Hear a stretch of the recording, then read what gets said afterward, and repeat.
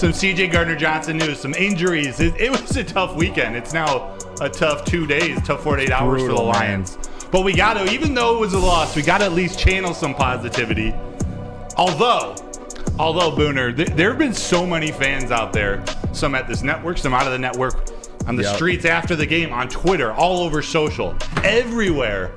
Maybe we even see it in the chat a little bit, but SOL, same old Lions.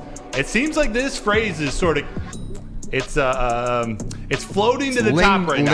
It's lingering. Man. It's lingering. It seemed to be gone, but maybe it was just hiding. Do you think, Booner, the SOL is back, and or what do you have to say to those who believe that? I'm personally, I'm not in that boat. SOL is gone, but Booner, I know you have some pretty big thoughts about this. And this is the thing too, is we did the stream and you know, Anson and Stick came in and Anson was about, the SOL, the same old Lions watching the game when we're down 10 and they come back and go to overtime. And this is the problem I had last night looking at all of the tweets and comments about the loss of the Seahawks. It felt like it was back in the day when the Lions would win a couple games and then lose. And we're the same old Lions.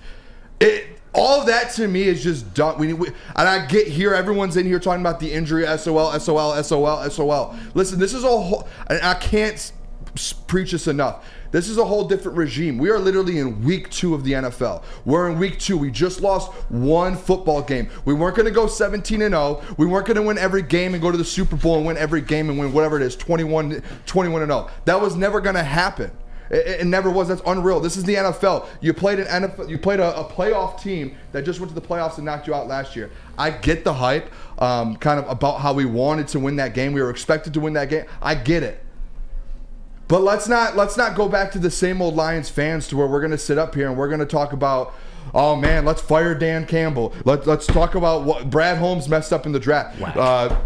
Obviously, we could talk about Aaron Glenn and how his defense needs to be better. Yes. Well, let's not talk about firing him after week 2.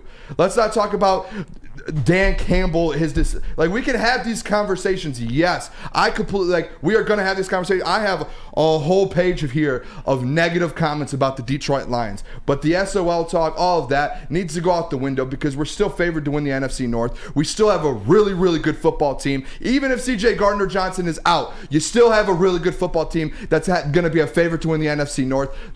It's one football game.